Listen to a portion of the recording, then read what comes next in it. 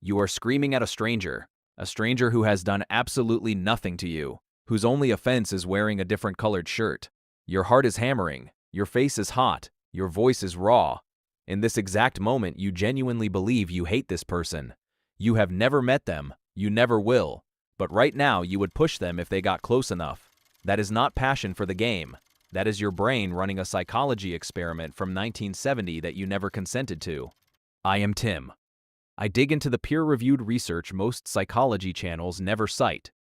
Today we are going somewhere uncomfortable. The dark psychology of sports tribalism. What actually happens in your brain when you dehumanize a stranger because they support the wrong team. Why that hatred feels so real, and why it is not random. It is engineered. In 1970, psychologist Henri Tajfel ran an experiment that should not have worked. He brought people into a lab. He assigned them to groups based on something completely meaningless, whether they overestimated or underestimated dots on a screen. Then he gave them a simple task: distribute rewards. Within minutes, people gave significantly more to their own group. They withheld from the other group.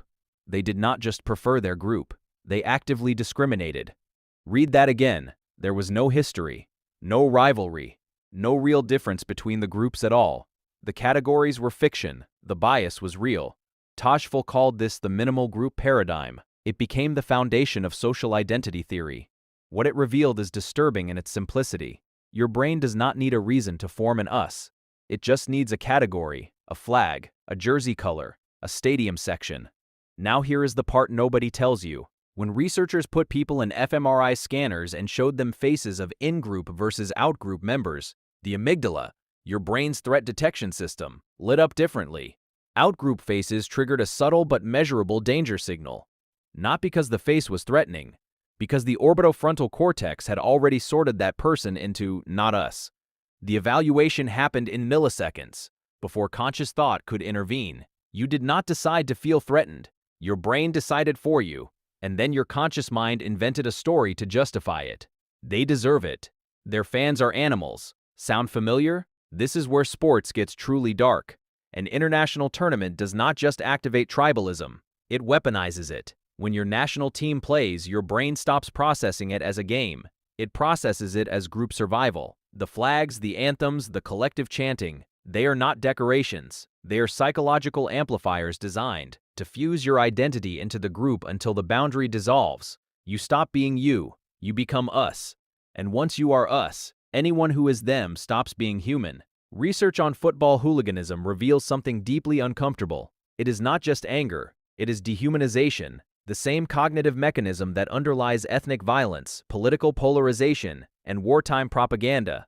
When rival fans are described in post-match interviews, the language shifts.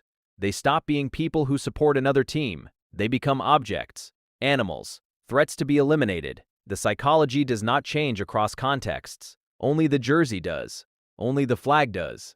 The brain runs the exact same program every time. Stay with me, because there is a biochemical layer beneath all of this. When your team wins, your brain releases dopamine, the same reward chemical triggered by food, sex, and cocaine. When your team loses, cortisol floods your system. Your body physically experiences a threat that is not there. This chemical cycle conditions you the way addiction conditions a brain. Win together, lose together, hate together. The group becomes a drug. The opposing fans become the withdrawal. And like any addiction, you crave the next fix, the next match, the next rivalry, the next chance to feel like you belong. Here is where it gets deeper. You are not broken for feeling this. Your brain is doing exactly what evolution built it to do: form coalitions, detect outsiders, protect the group. The problem is that the system was designed for survival on a savanna 200,000 years ago, not for a stadium in 2026. The threat is not real, but your nervous system has never been told the difference. And the people who run the spectacle, the broadcasters, the sponsors, the nationalist machinery, they are counting on you never figuring that out. That thought right there is the one worth sitting with. If this felt like someone finally explained your brain to you, you are exactly where you are supposed to be. Subscribe because the psychology your brain most needs to hear is already on this channel.